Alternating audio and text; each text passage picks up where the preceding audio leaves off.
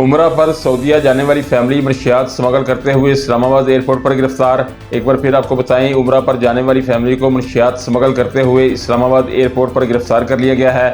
2 खवातीन समेत 3 मुलजमान को पुलिस ने अपनी हिरासत में ले लिया है। मुलजम की बीवी और सास ने हीरोइन भरे कैप्सूल निगल रखे थे, जिन्हें अस्पताल मुंतकिल करके मुलजम की बीवी से 12 और सास से 71 कैप्सूल बरामद कर लिए गए हैं। दोनों खवातीन के पेट से बरामद हीरोइन की मिकदार 549 ग्राम निकली है।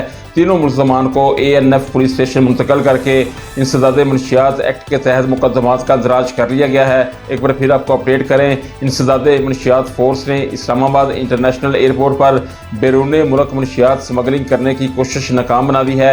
ANF ने अपनी बीवी और सास के जरिए हीरोइन सऊदीया स्मगल करने वाले मुलजम और इसकी फैमिली को गिरफ्तार कर लिया है। मुलजमान के खिलाफ इंसदादे मनशियात एक्ट के तहत मुकदमात का दराज कर लिया गया है।